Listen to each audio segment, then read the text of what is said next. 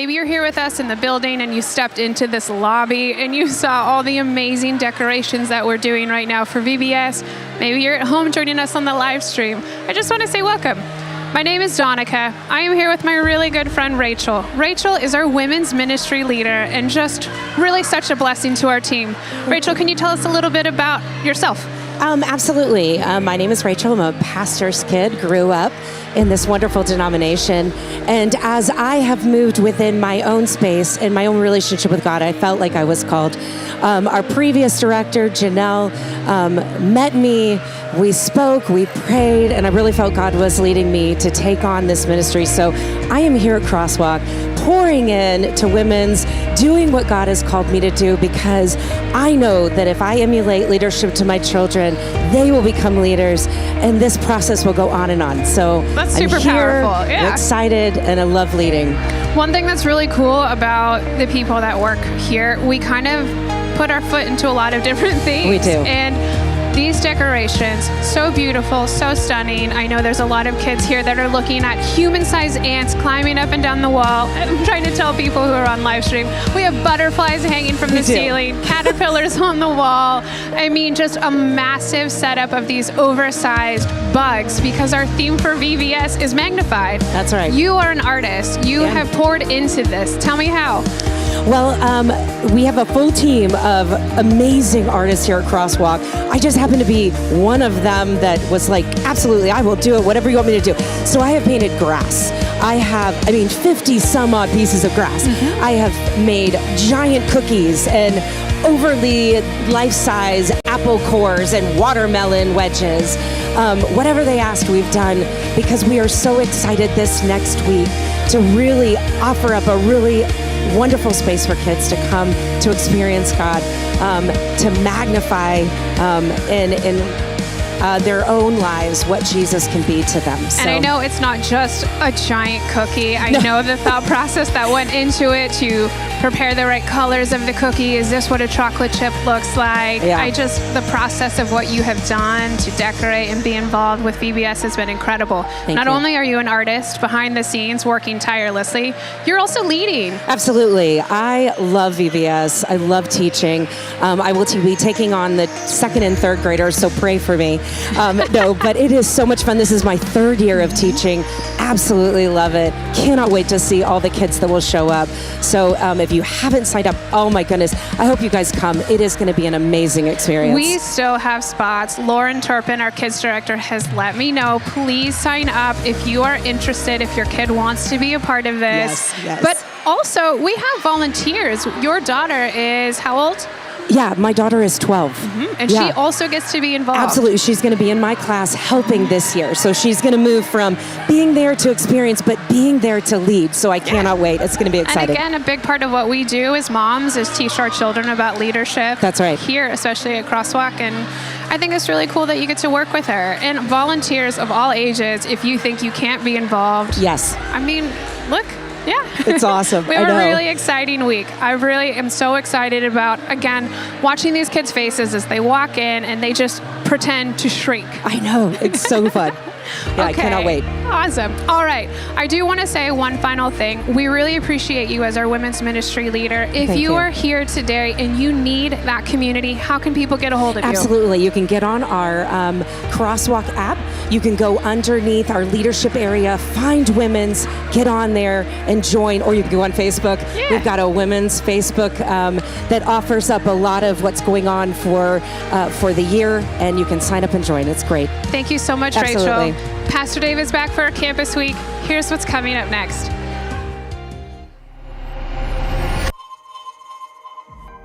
Crosswalk family, I want you to know, if you don't already know it, VBS is here. It's starting on Monday. It goes all the way through Friday, coming up this week, and there is still a spot for your kids. You don't want to miss it, so go online, register to be there. We want to hang out with you.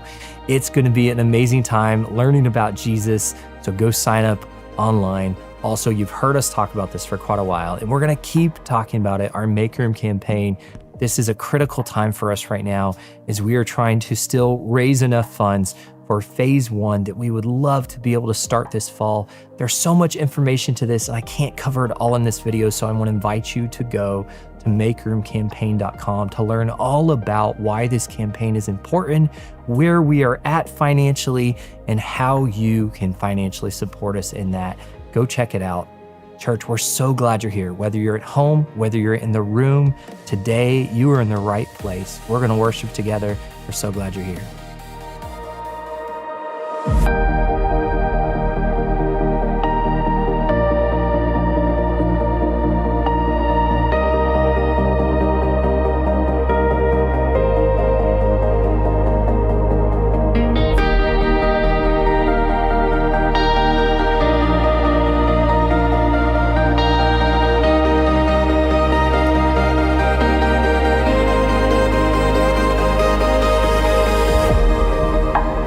Welcome to Crosswalk. We just invite you to stand and join us as we sing this morning.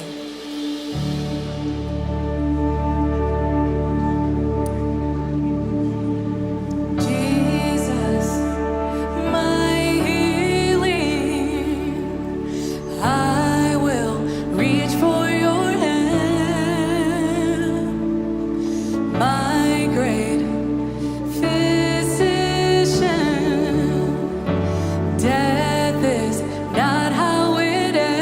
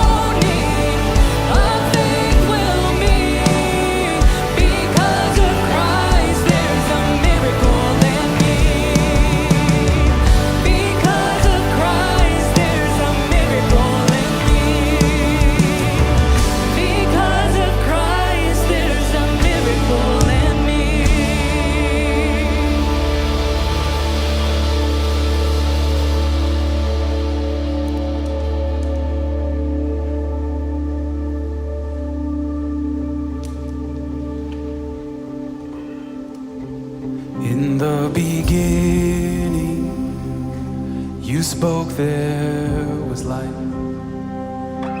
Your word formed creation. Your breath gave us life. We walked in the garden. It brought you delight.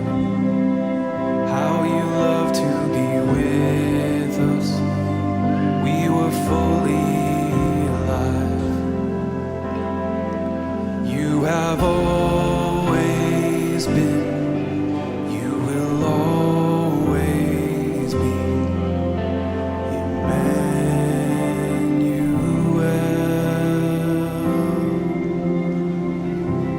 Our fellowship broken as we were deceived.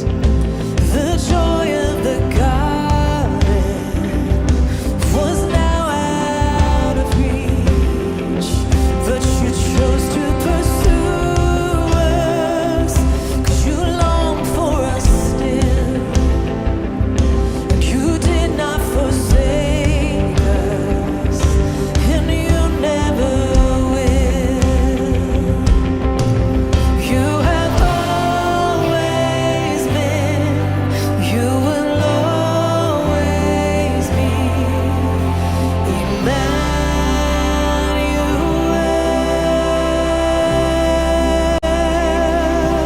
A pillar of fire that led through the night. A cloud of your glory, no one could deny. We built you a temple, but you wanted more. You long for a people that could be called yours. You have always been, you will always be Emmanuel.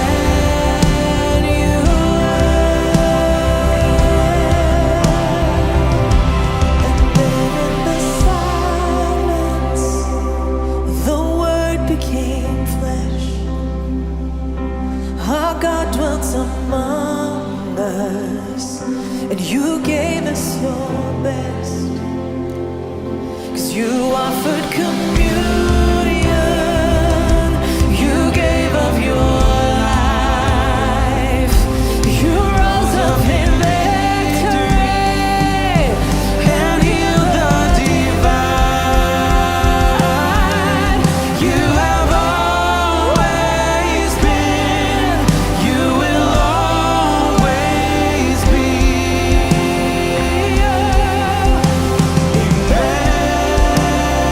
Emmanuel.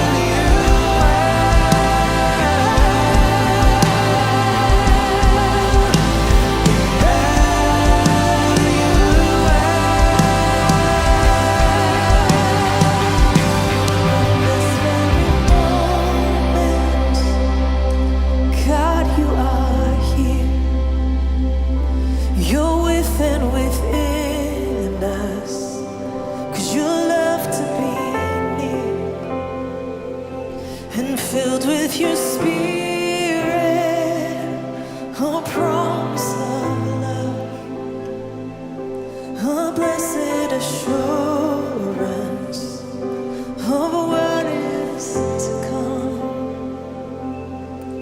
You have always been, you will always be.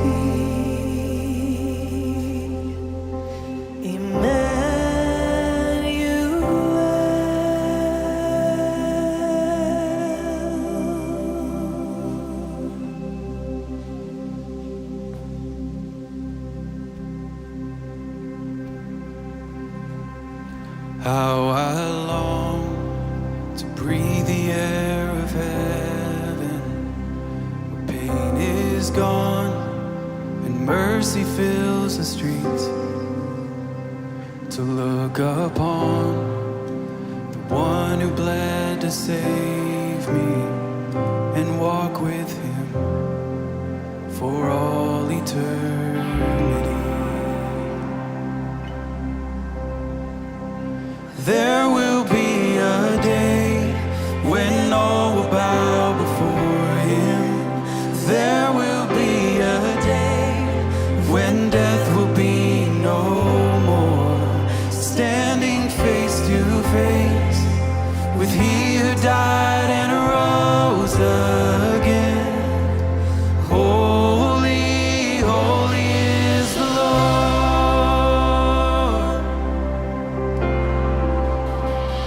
And every prayer we prayed in desperation, the songs of faith we sang through doubt and fear. But in the end, we'll see that it was worth it when he returns to wipe away our tears. Oh, there will be A day when all will bow before him. There will be a day when death will be no more. Standing face to face with he who died and rose again. Holy, holy is the Lord.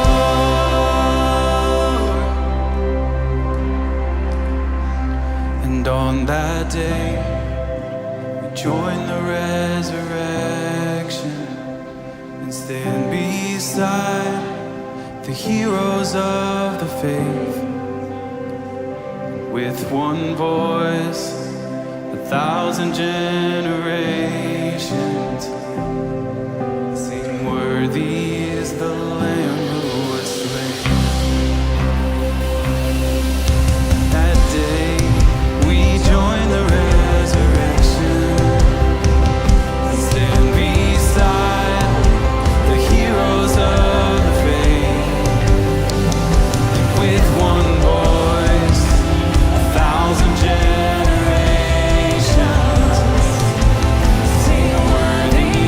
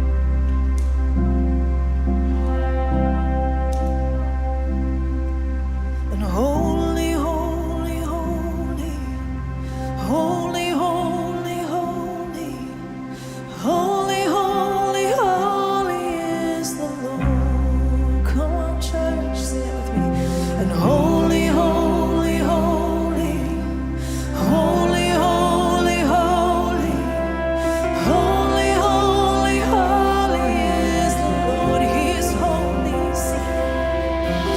Holy, holy, holy, and holy, holy, holy, and holy, holy, holy is the Lord. Oh, our God, you're worthy, and worthy, worthy, worthy, worthy, worthy, worthy, worthy, worthy, worthy are you, holy, holy, holy, holy, holy, holy, holy, holy, holy are you, holy, holy, holy, holy, holy,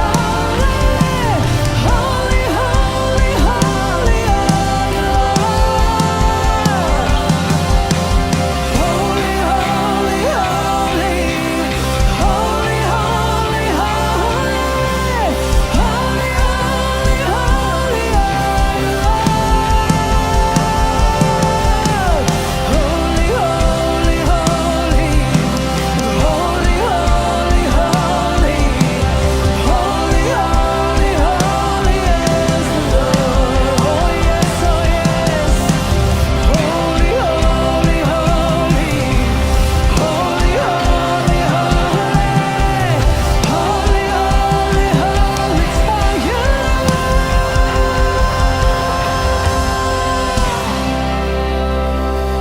Oh, you're holy, God.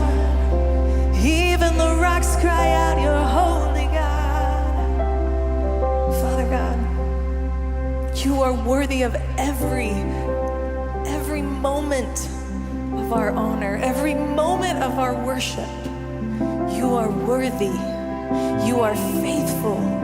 You are good.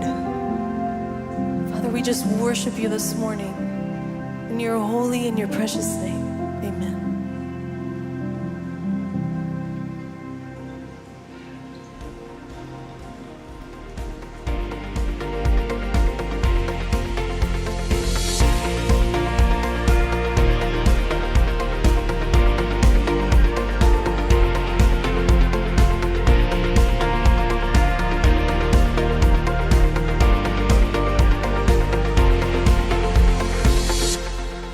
Well, good morning, Crosswalk. How are you?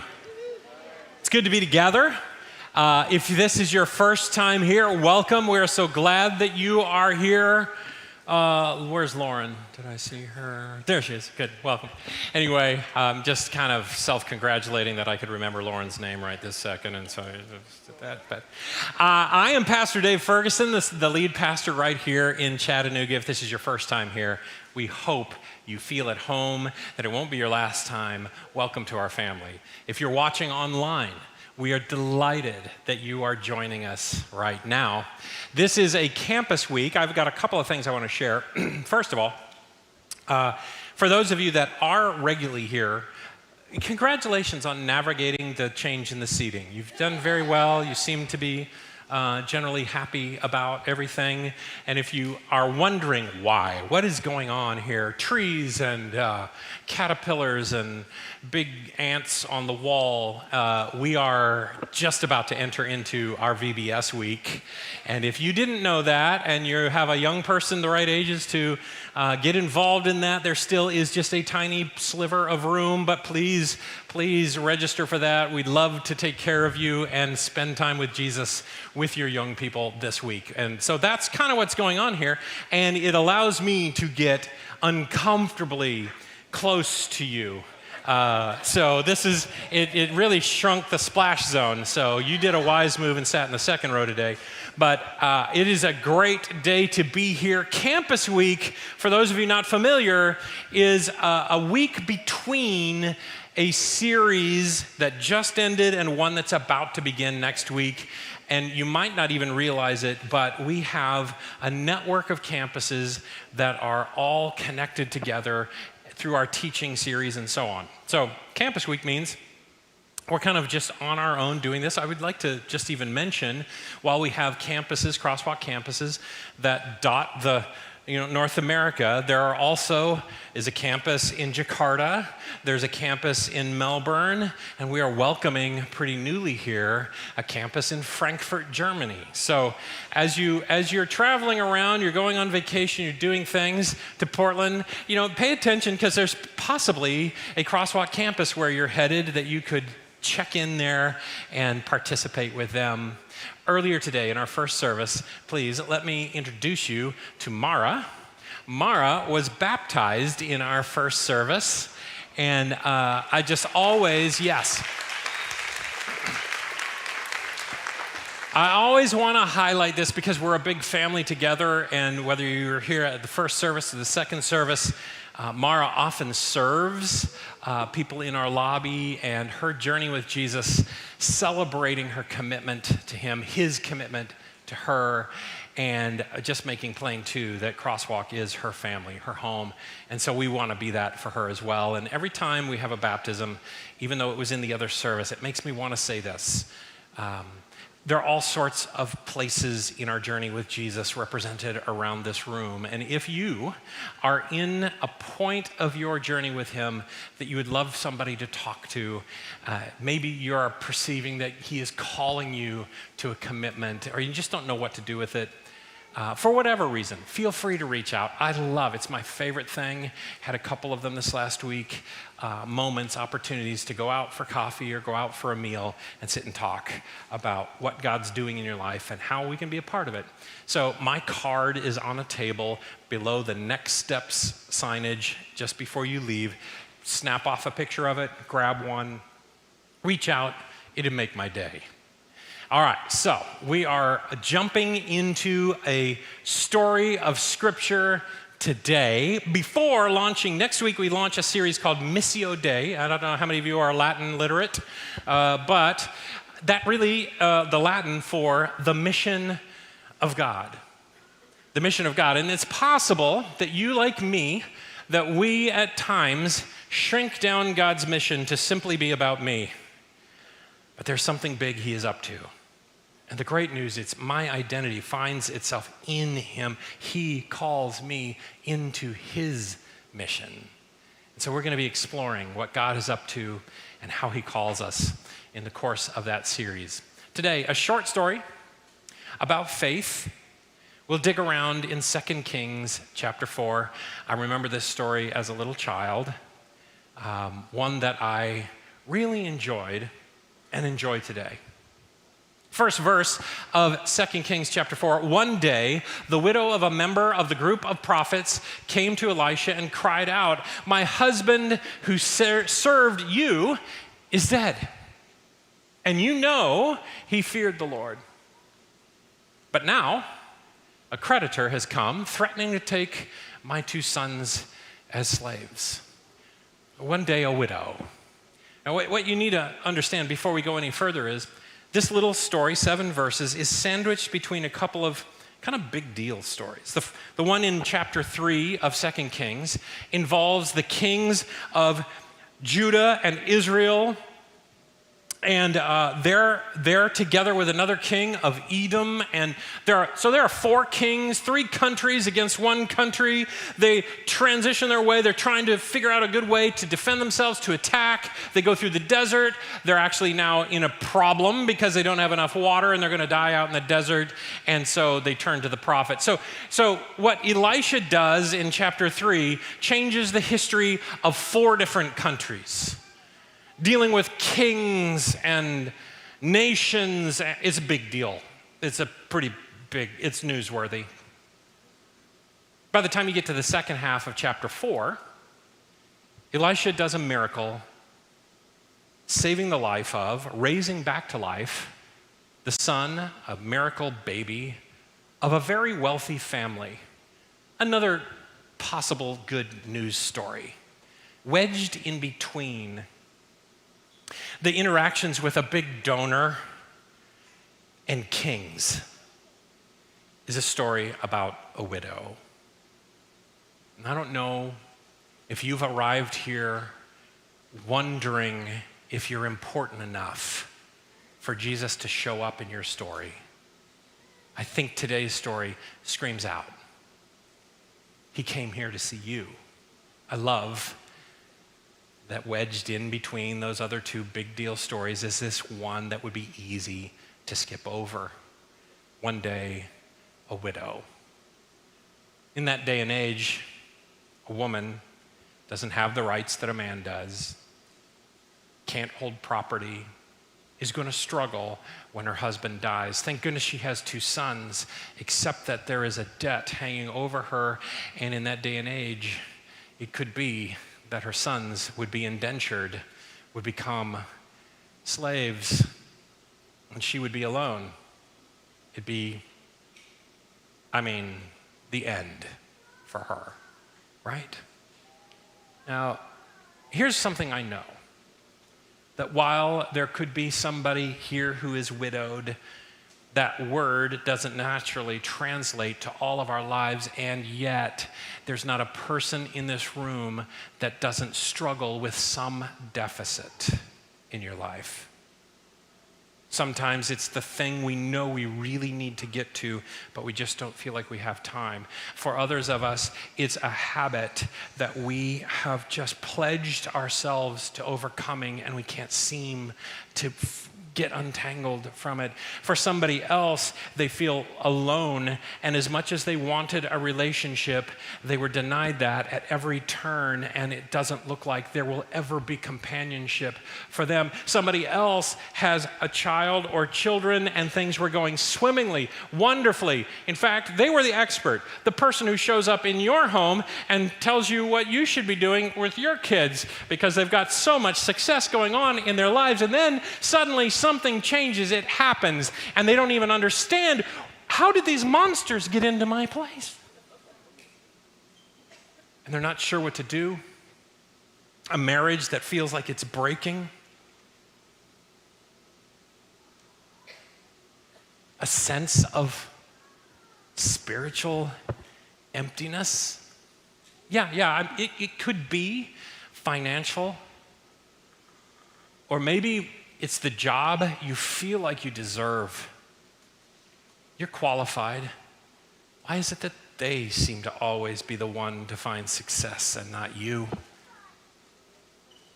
Maybe it is that you're the one who stays home and takes care of the kids. But whenever you're out with others, it's like you're invisible. Every one of us carries around with us deficits, needs, challenges, difficulties, and have had days when it felt like there's no way to satisfy that problem. If I can be honest with you, Kenny, I'm going to be a little vulnerable right now. I know you get called out. Again, I'm dangerously close to you all. And I tend to want to flaunt it when I know your name. Anyway, can I be honest with you about something? So we love this community, and it's growing. Some of you, it's your first time here, and you've looked across our lobby, and you've seen this big draping banner that says, "Make room." And it's because we don't have running water to serve coffee, and we have no kitchen for all the meals we do, and we're running out of space for the children who want to be here, and by the time we hit the school year again, this will be a service that's difficult to find a seat in, and I meet with people all week long, but we have no spaces for that in this building, and we do have this space, we just need to develop it, and so we've come up with a plan. Here's the problem. The problem is that our plans and our strategies and our dreams and the money it takes to do that are working hard to catch up with one another. And so this is the part I wanted to be vulnerable with you about. I am not the right pastor for raising money. I don't like it. And I'm pretty clear about the fact that I don't think I'm good at it. I was having a conversation with some of our praise team. I feel like you've got the wrong pastor, that I'm not the right one for it. The problem is that Jesus keeps coming back to me and saying, "Yeah, but you're the one we've got."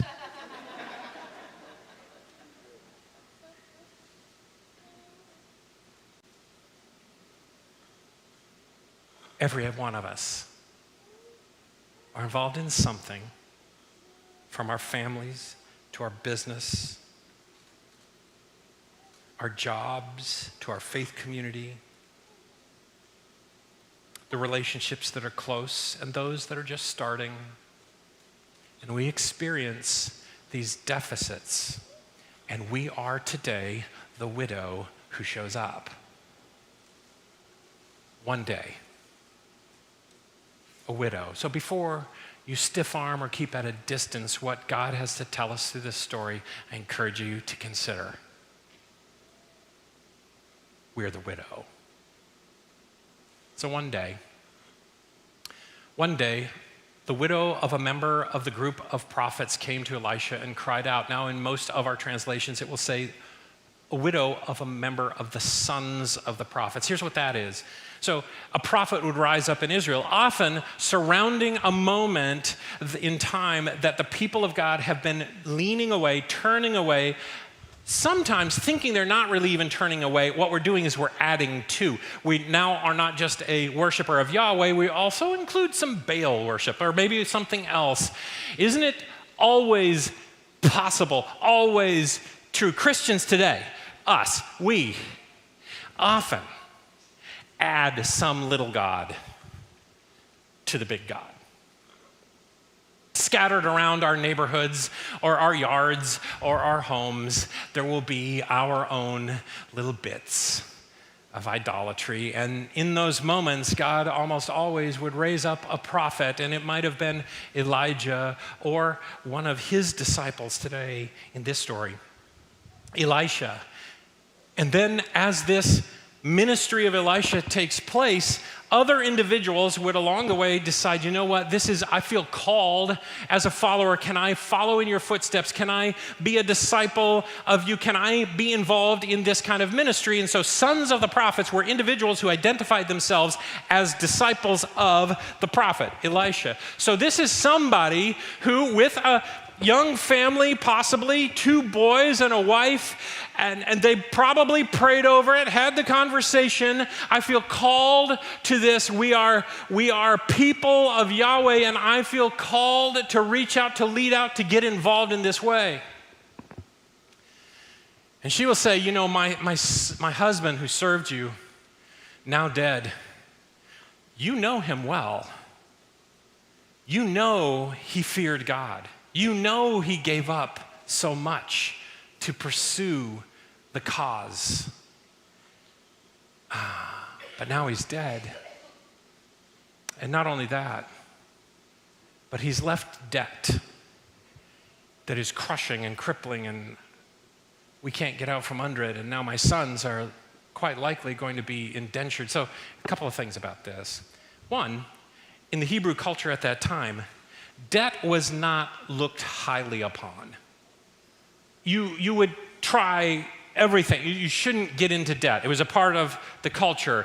There was a bit of shame that was included with the idea of debt. Debt was considered dangerous. You don't do this.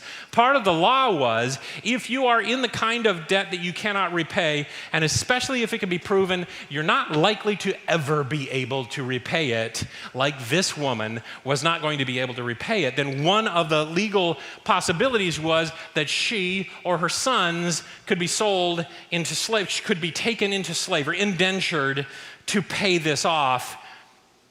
And she probably had much less value than these boys. Moms in the room.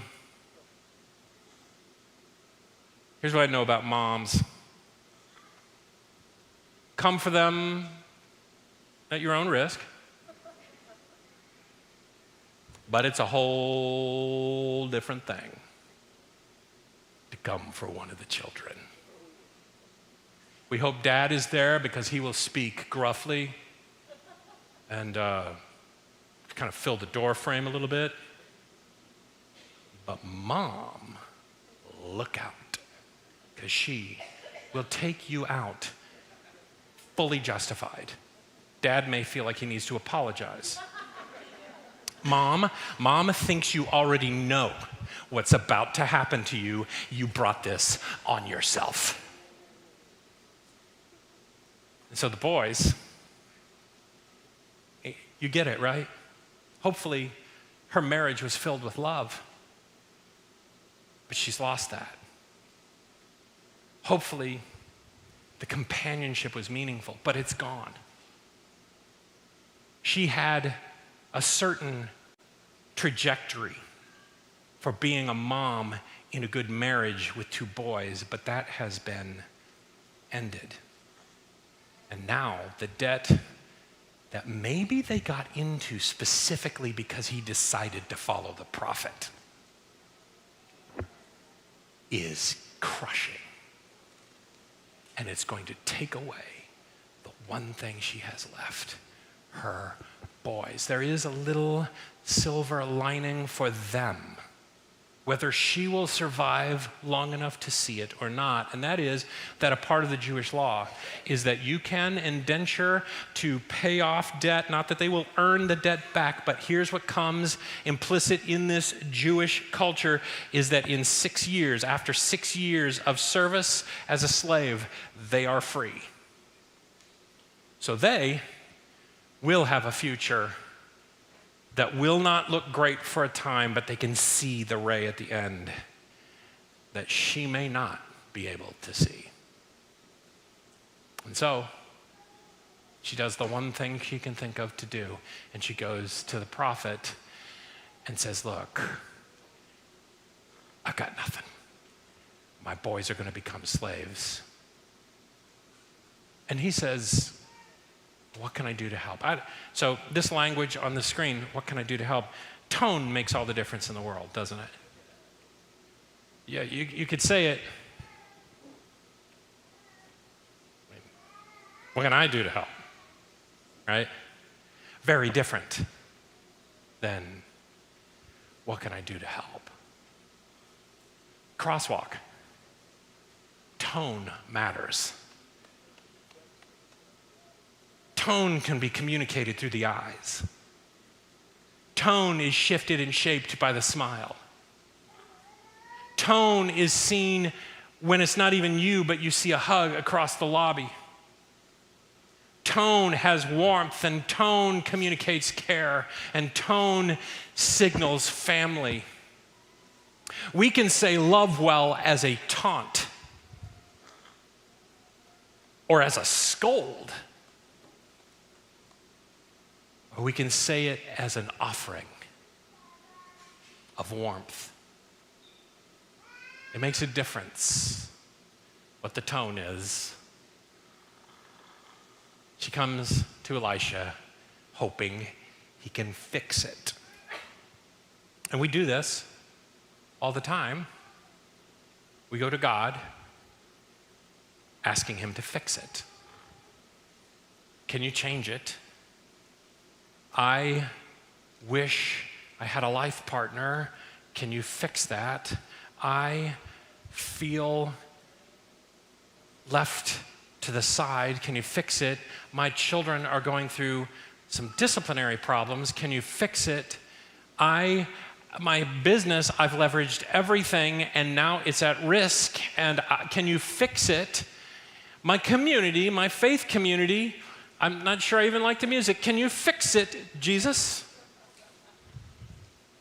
By the weekend would be great, but next week for sure. 2 days is what we come to expect, right? I mean, come on. Are you a prime God or not? What? Tell me. He's like, I've got some things I want you to fix. She comes to him hoping he will fix it. Maybe with some hocus pocus. That'd be nice. Is your God a hocus pocus, a wand and a rabbit God? Well, he turns to, he says, so what can I do? Actually, let me ask you something. What do you have in your house? And she says, I don't know if you've been listening. You want me to back up? Okay, so, Elisha, you know my husband. he has been spending more time with you than me during certain seasons. We went into debt so that he could pursue ministry. And he died. Now, the creditors, they're going to show up at my house. They keep calling. I try not to answer the phone. I keep getting texts, and they're showing up at the house. And the next time they come, I'm now trying to sneak my kids through the neighborhood because the creditors are landing. It's happening. And you want to know what's in my house? Nothing. I have nothing. And it's so true. If we could reach through your life and poke into that place where you are the widow, that habit you can't get over. Oh, but what do you have at the house? Are you not listening? That sense of shame that means you don't think Jesus would forgive you. Are you not hearing me? The struggle with raising my kids, with wrestling through my marriage, with my small business. Are you not listening? I need help. What are you talking about? What's at my house? I have nothing. We talk like this a lot. I have nothing. A lot of us who have a lot say we have nothing. Have you noticed? It feels sometimes in conversation we're in a competitive race to see who has more nothing. Just notice the next time you ask somebody, hey, how are you doing? Or you see this among two, and they say, it's been a tough. They can't even hardly finish the sentence, and the other person, oh, you don't even know. It's been 150 degrees in my yard, and I also have had 4 tonsils removed. It's crazy. What's going on in my life? 4 tonsils removed, you say. I had tonsils added. That's ridiculous. It's been a tough go. I've got more nothing than you do.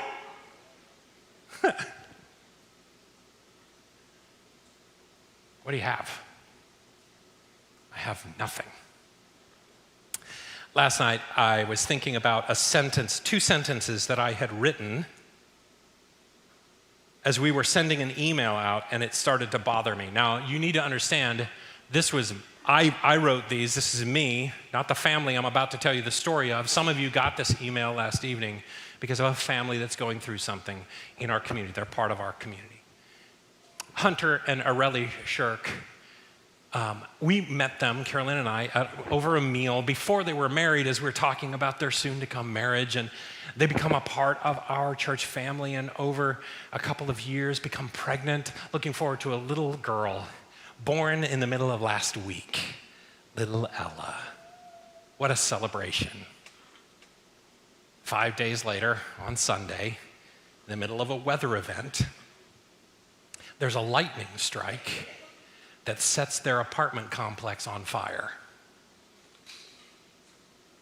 And so, in response to the needs that they have, as quite a number of families there lost their homes, themselves included, we sent out an email inviting people to consider how to help. Side note, if you're curious about that, I am completely out of control with what's going on right now. But at the Next Steps booth on your way out, you can ask the individual there, and they'd be able to tell you what's happening as people are responding throughout the day. But I wrote these 2 sentences that I couldn't get out of my head after it had been sent out, thinking, Hunter didn't write this. Areli didn't write this. Certainly little baby Ella did not write this. Here's what I wrote. So, these 2 sentences. They escaped with their 5-year-old daughter, a car seat, and the clothes they were wearing. By the end of the day, they had lost everything. Those 2 sentences don't make sense together. They lost everything. But the car seat and presumably a car. Have you noticed we have lost track with how privileged we are in this society? Just the clothes they had on their back. Oh, and a newborn 5-day-old bundle of joy. But that's it. Except for the love this young couple has for each other. But that's, and they have family in this area that immediately scoop them up. But that's, except for the connections with the school system that started flooding them with baby stuff. That's it. Oh, except that they are a part of the Crosswalk family who is prone to step up. Somebody asked me between services, hey, I've got an apartment I could put them in temporarily if need be, we can come up with. Right? Except we act like we have nothing. She says, I have nothing. And I wonder if the prophet doesn't stand there and employ a little bit of silence for a moment. Every once in a while, I'll teach young leaders how to lead discussions. And one of the things that, if we're not used to it, is a very difficult thing, is to be comfortable asking a question and then allowing some silence. It actually takes a moment for us to process. If you're working with teenagers, for instance, they know often adults are so uncomfortable that if you let the silence sit, an adult will ask a question, take a beat, and then answer it themselves. We'll just let them go. Enjoy yourself. And so in that moment with a group of teenagers sitting around a circle that we're going to have a little devotional discussion or whatever, to ask a question and then just let it sit.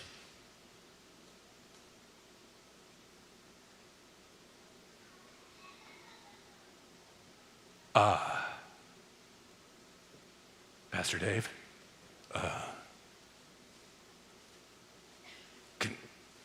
can you repeat the question?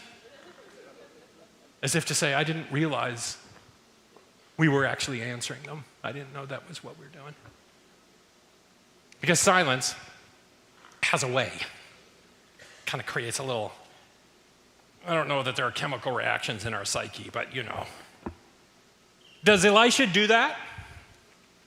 What do you have? Got nothing.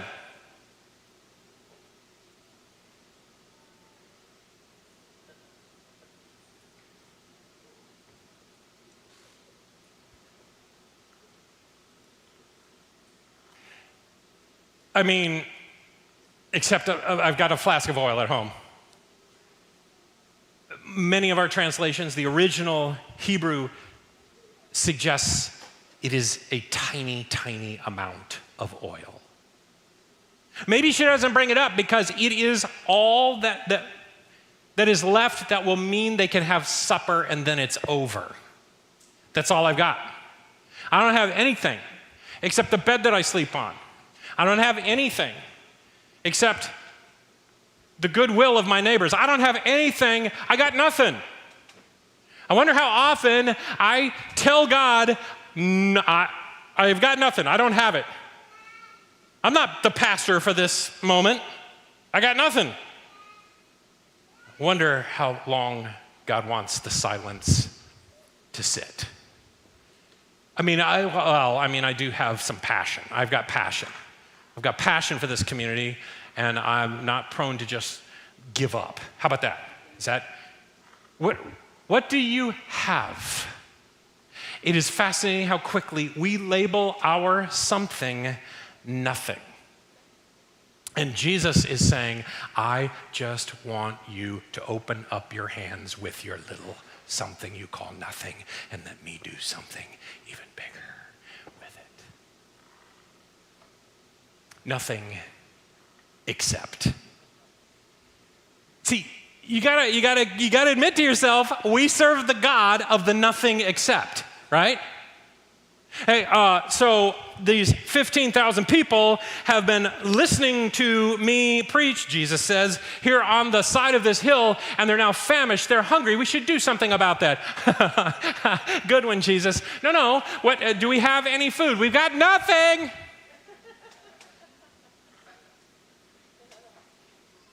Nothing. I mean, so little nothing. It's the nothing that is, the little boy with a basket. That's it. Oh, you say. Some crackers. And a little bit of fish. So you're saying not nothing. You know what? We've run out of wine for the wedding.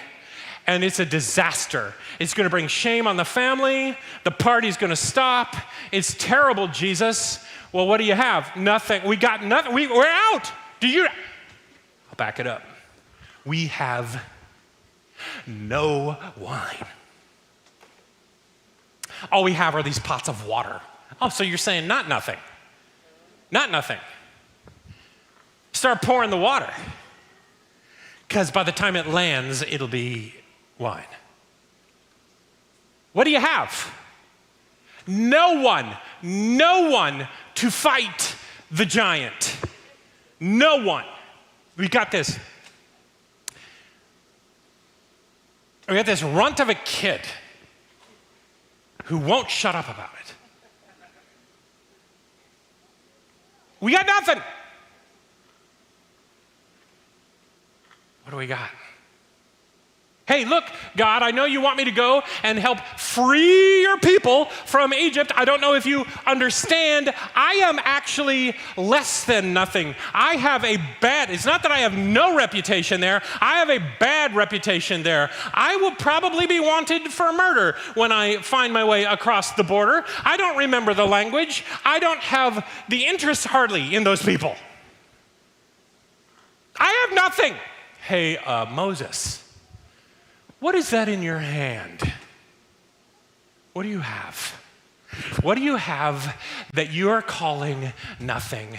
Look, Christianity is over. Ended. We've got nothing except a dead body in a tomb. Oh, you say. Interesting that you brought up the dead body, because that's not nothing. It's exactly what I need to blow apart this world. You see, Jesus is the God of taking the nothings and turning them into something. Maybe I should admit, I do have some drops of oil. I was planning on saving them because I didn't think it'd be enough. Look, let's all just come to grips with it. You are not enough. You are not enough. You are not enough for a hoped-for salvation. You are not enough to be the best parent your kids deserve. You are not enough to be all that you would hope to be. You are not enough. But the miracle is that Jesus comes into our not enough and changes our story. So Elisha says, here's what I want you to do. Here's what I want you to do. I want you to go and start borrowing empty jars, empty pots. Get every empty pot you can. The original language doesn't just say borrow as many empty jars as you can from your neighbors. It says don't get just a few. Get them all. Now, I don't know if you have gone to, how many of you recently have gone to ask to borrow something from your neighbor? That's not comfortable. So she sends her sons, wise. Go to the neighbors, get every pot that is empty. I wonder how this works. Is it that the oil starts to be poured and they start to see it multiplying and then they're thinking, we should have gotten more pots. Let's go get more pots. And so let's shake the geraniums out of the pots in the front yard. Let's go, you know that pot, that jar that we've got the seashells and the sand in from our trip to Florida that we went in March? Let's dump that out, because I don't know how it works. I don't know what the rules are in a miracle like this. Is it that you only get the amount of oil that you started with pots on, or can you go get more pots? Not sure. But they're going, gathering pots. He says, go into your house with your sons, shut the door behind you, pour olive oil from your flask into the jars, setting each one aside when it's filled. Go get some empty jars. Let me just say to you this. Some of us are waiting until we're full to give something to Jesus. Your wallet, your talent, your intellectual understanding, the experience to be able to serve with Crosswalk Kids. On and on and on it goes. We're waiting. Some of us are waiting until we get a certain habit taken care of before we will commit to Jesus in baptism. We're waiting to be full before we commit. We're waiting. Jesus is saying, no. What I work with best is emptiness. If you would let go of, maybe some of us need to let go of some of what we're hauling around, dump the jars out, and come to Jesus. Well, she did as she was told. Her sons kept bringing jars to her, and she filled one after another, and soon every container was full to the brim. And she says, bring me another jar to one of her sons. And they say, well, there aren't any. There are no empty jars. It's crazy to think about it this way. The miracle flows until there's no more emptiness. And then it stops. When she had done all this, she goes to the man of God, and it's clear that by the telling of this, she had not sold the oil yet. Is it that she does not even understand what has happened? That she's sitting on a gold mine? Is that possible? That I am praying for a miracle while holding the miracle? That God has already multiplied something in your life? That you're praying for? Well, just do it all, Jesus. I want to sit here. Can you just? Maybe. The miracle is so vivid, and it has happened so completely like the prophet has said, that she is wanting to say something to the prophet before she even cashes in. I don't know. But now her debt can be paid.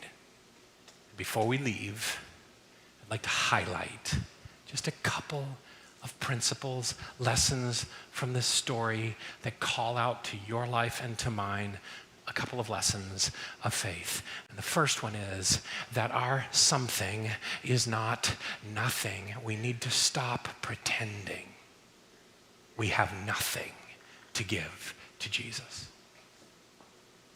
If you can process my words right now, you have the most important thing to give to Jesus. It starts with a heart that I empty of my pride and self and give to him. That's the second thing. The miracles happen when she stops pretending the something that she has is nothing and begins to act out in faith.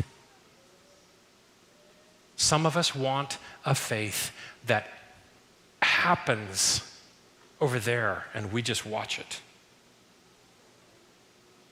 But Jesus asks us to go get empty jars. I've been processing this whole thing of being the pastor of a church that needs to raise money. And why does this have to be me?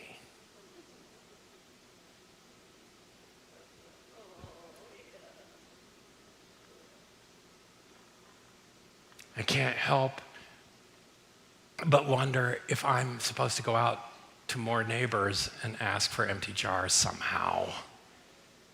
And I've started to think, can I be honest with you? I'd like to ask God if he would just focus on something else for a minute. I'm just going to share something with you. I've started to wonder if this whole thing, whether it happens the way we'd hope or not, is actually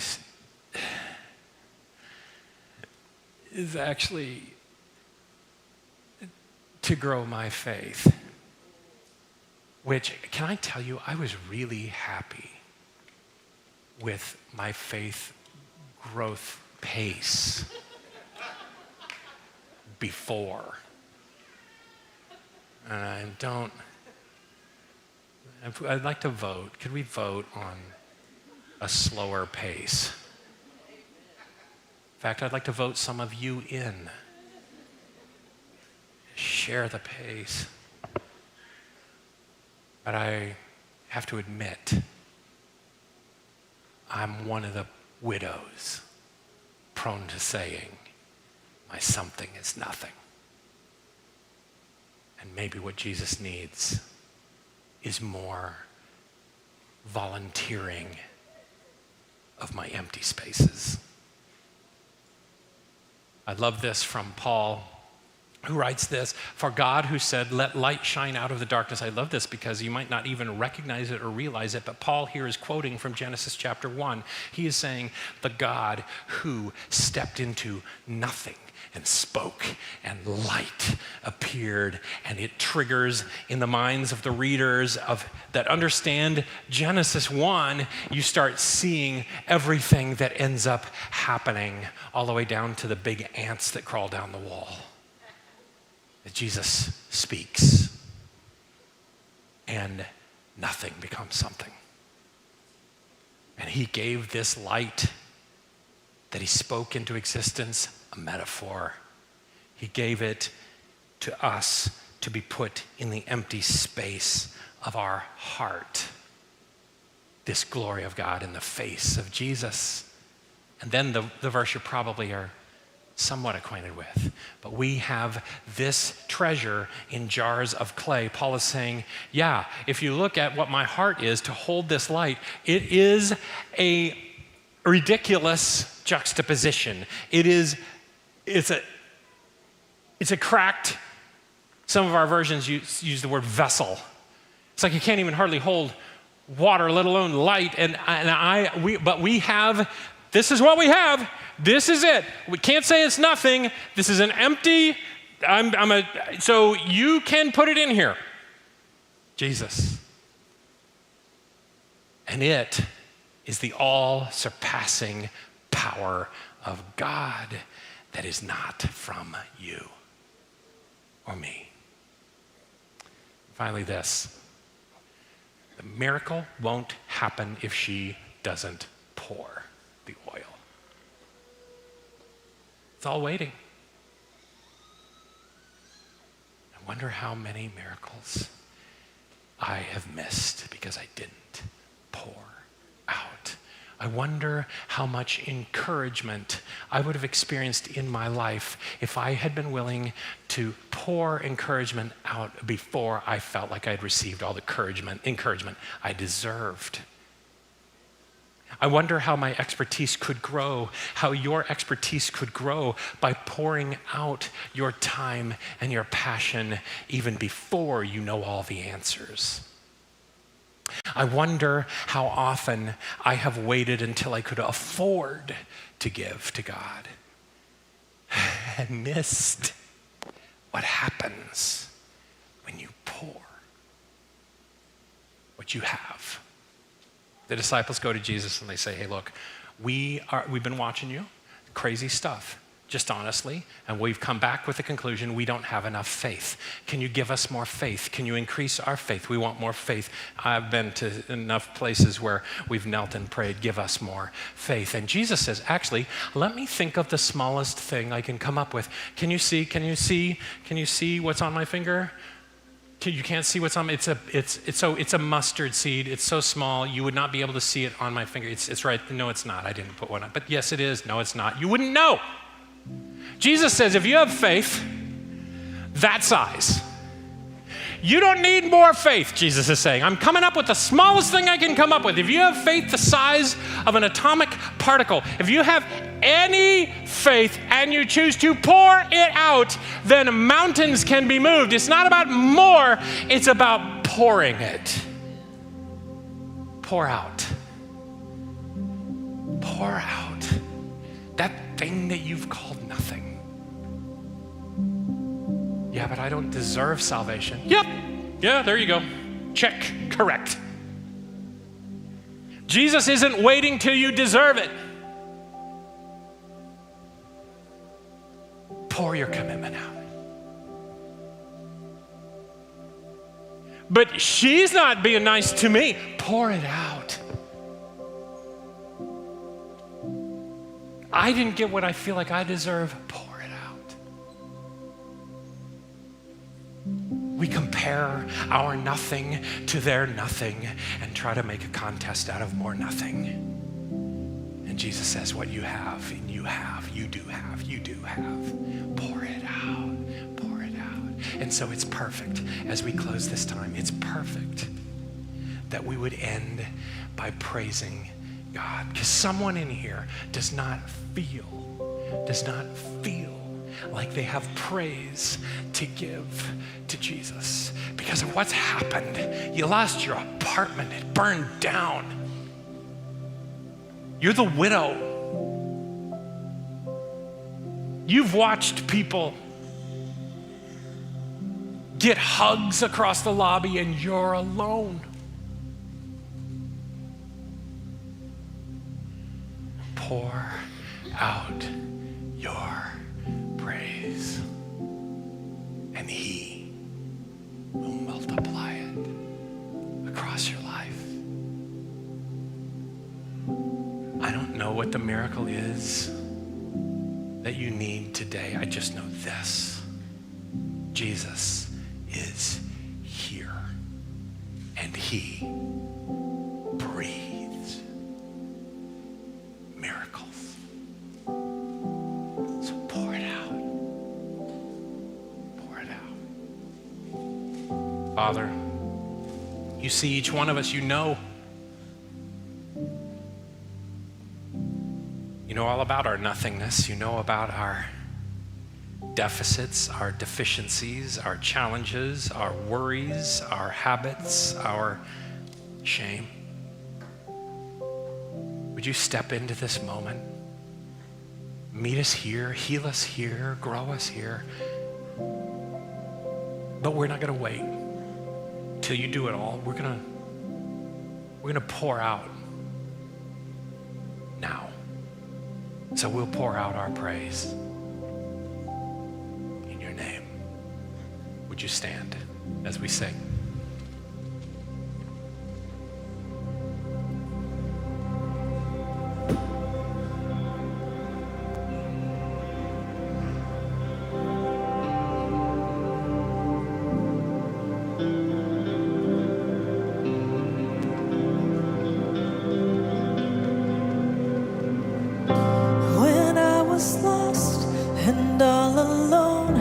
Your presence was where I found home.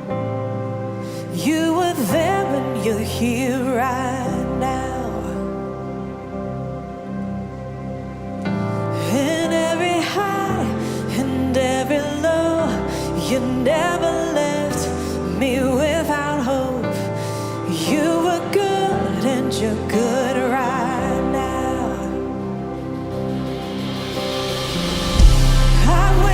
Your faithfulness, I've seen you breathe life within, so I'll pour out my praise again. You're worthy, God, you're worthy of all of it. Your promises never fail. I got stories I live to tell, so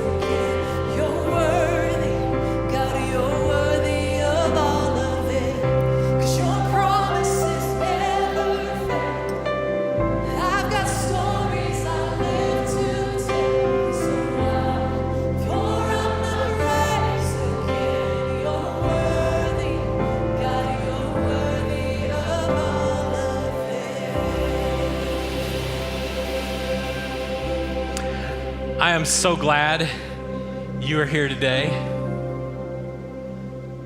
I'd like to invite you. May you experience the presence of the Jesus who fills emptiness, that takes our, well, we would label it nothing, turns it into something. May you experience the saving grace and the love of our God. And as you go, look for a way to love well. Thank you. Hey, thanks so much for joining us today for our services. We are so glad we are able to connect with you online or in person. If you are interested in learning more about Crosswalk, go to crosswalkchattanooga.com. There's great information where you can get connected and go deeper here at the church. Maybe you're interested in financially supporting us here at the church. You can go to adventistgiving.com. Find our local church budget under Crosswalk Chattanooga. This directly supports everything we are doing here at the church. Also, we are doing a building campaign right now.